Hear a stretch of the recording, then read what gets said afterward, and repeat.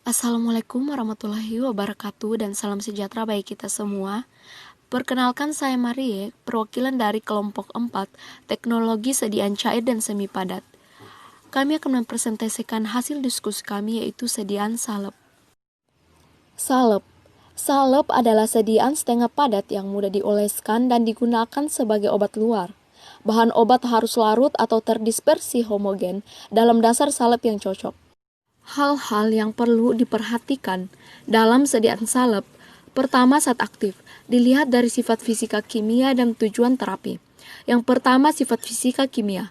Misalnya, obat-obat yang terhidrolisis lebih stabil dalam salep dasar hidrokarbon daripada dasar salep yang mengandung air. Meskipun obat tersebut bekerja lebih efektif dalam dasar salep yang mengandung air. Pelepasan obat dari sediaan salep sangat dipengaruhi oleh sifat fisika kimia obat, seperti kelarutan, ukuran partikel, dan kekuatan ikatan antara obat dengan pembawanya. Dan untuk basis yang berbeda, faktor-faktor di atas mempunyai nilai yang berbeda. Pemilihan formulasi yang baik sangat menentukan tercapainya tujuan pengobatan. Dilihat dari tujuan terapi. Contohnya obat anti jamur, misalnya clotrimazole, miconazole, ketonazole. Obat antibiotik, misalnya chloramphenicol, gentamicin, dan basitasin. Obat antiseptik, misalnya povidone iodin dan kadexomer iodin. Obat antiinflamasi, misalnya betamethasone, hidrokortison, dan dexamethasone. Dan yang terakhir, obat keratolitik, misalnya asam salisilat dan urea. Yang kedua, zat tambahan. Yang pertama, dasar salep. Salep terdiri dari basis salep yang dapat berupa sistem sederhana atau dari komposisi yang lebih kompleks bersama bahan aktif atau kombinasi bahan aktif. Basis salep merupakan bagian terbesar dari bentuk sediaan salep. Berdasarkan hasil dari berbagai penelitian, ternyata basis salep mempunyai pengaruh yang besar terhadap efektivitas obat yang di bawahnya. Formulasi salep untuk dapat memberikan efek penyembuhan, maka obatnya harus lepas dari basis salep kemudian berpenetrasi ke dalam kulit. Syarat dasar salep yang ideal menurut banyak pakar adalah berdasarkan sifat fisika, yaitu pertama, stabilitas yang memuaskan. 2. Tidak tersatukan dengan bahan pembantu yang lain. 3. Tidak tersatukan dengan bahan obat yang digunakan. 4. Memiliki daya sebar yang baik. 5. Menjamin pelepasan bahan obat yang memuaskan.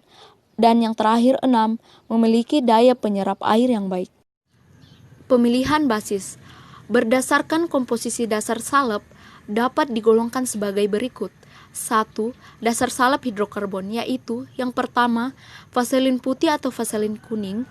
Yang kedua, campuran vaselin yaitu malam putih atau malam kuning, paraben cair dan paraben padat. Yang ketiga, minyak tumbuh-tumbuhan. Dan yang keempat, gelin.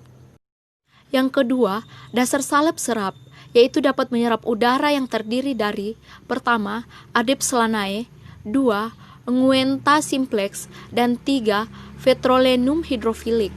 Yang ketiga, dasar salep yang dapat diolesi dengan udara, yaitu terdiri atas 1. Dasar salep emulsi minyak dalam air seperti finishing cream. 2. Emulsifying Quitman BP. 3. Quitman hydrophilic dibuat dari minyak mineral. 4. Steril alkohol Mery 52 atau emulgator tipe minyak dalam air. Keempat, salep dasar yang dapat larut dalam udara, antara lain PGA atau campuran PEG. Pertama, polyethylene Quitman, USP. 2. Siegeken. 3. PGA. Zat tambahan lainnya seperti 2. Pengawet. Preparat farmasi setengah padat seperti salep sering memerlukan penambahan pengawet kimia sebagai antimikroba pada formulasi untuk mencegah pertumbuhan mikroorganisme yang terkontaminasi. Pengawet-pengawet ini termasuk hidroksibenzoat, fenol-fenol, asam benzoat, asam sorbat, garam amonium kuartener, dan campuran lainnya. Preparat setengah padat harus pula melalui perlindungan kemasan dan penyimpanan yang sesuai dari pengaruh pengerusakan udara, cahaya, uap, udara, dan panas serta kemungkinan interaksi-interaksi kimia antara persiapan dengan wadah. Lalu yang ketiga, antioksidan. Digunakan untuk mencegah terjadinya ketengikan akibat oksidasi oleh cahaya pada minyak tidak jenuh yang sifatnya antioksidasi. Keempat, peningkatan penetrasi. Bahan-bahan yang dapat digunakan sebagai peningkat penetrasi antara lain air, sulfoksida, dan senyawa sejenis ozon, pyrrolidons, asam-asam lemak, alkohol dan glikol, surfaktan, urea, minyak atsiri, terpen, dan fosfolipid. Yang terakhir, evaluasi. Evaluasi ini terbagi dua, yaitu evaluasi fisik sedan salep dan evaluasi biologi sedan salep. Yang pertama, evaluasi fisik sedan salep. 1. Organoleptik.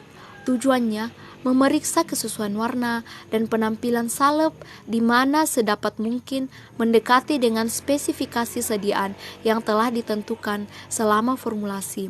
Prinsipnya, pemeriksaan warna dan penampilan menggunakan panca indera. 2. Isi minimum. Tujuan menentukan kesesuaian isi minimum salep dalam wadah dengan bobot yang tertera dalam penandaan dan volume kelebihan yang dipersyaratkan dalam Farmakope Indonesia 4.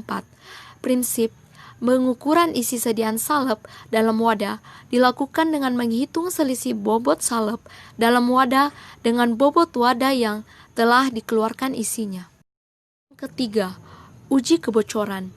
Tujuan memeriksa keutuhan kemasan untuk menjaga sterilitas dan volume serta kestabilan sediaan. Prinsip 10 tube sediaan dibersihkan dan dikeringkan baik-baik bagian luarnya dengan kain penyerap. Lalu tube diletakkan secara horizontal di atas kain penyerap di dalam oven dengan suhu diatur pada 63 derajat selama 8 jam. 4. Penentuan partikel logam dalam salep mata. Tujuan membatasi jumlah dan ukuran partikel logam yang diperbolehkan dalam sediaan salep mata. Prinsip partikel logam dalam salep mata ditentukan dengan penghitungan jumlah partikel berukuran 50 mm atau lebih menggunakan alat bantu mikroskop. 5. Uji homogenitas. Tujuan menjamin kehomogenitasan sediaan suspensi.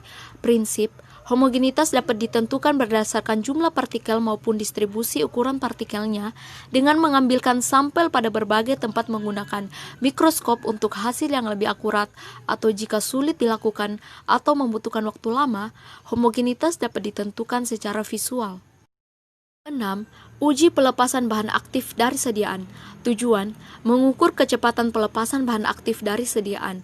Prinsip mengukur kecepatan pelepasan bahan aktif dari sediaan gel dengan cara mengukur konsentrasi zat aktif dalam cairan penerima pada waktu-waktu tertentu. Yang terakhir 7. Uji difusi bahan aktif dari sediaan salep. Tujuan mengetahui laju difusi bahan aktif.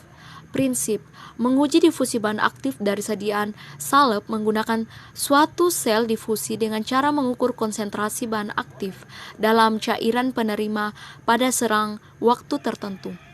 Lalu yang kedua, evaluasi biologi sediaan salep meliputi 1. Uji sterilitas.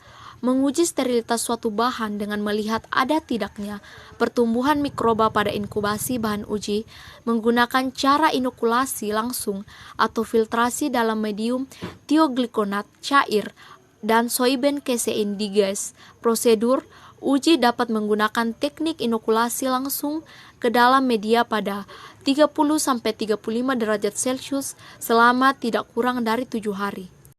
Kedua, uji efektivitas pengawet antimikroba.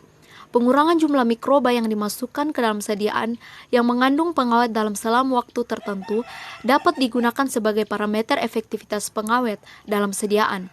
Inokulasi mikroba pada sediaan dengan cara menginkubasi tabung bakteri biologik atau Candida albicans, Aspergillus niger, Pseudomonas aeruginosa (ASA), dan Staphylococcus aureus yang berisi sampel inokulasi pada suhu 20-25 derajat Celcius dalam media soyben casein digas agar.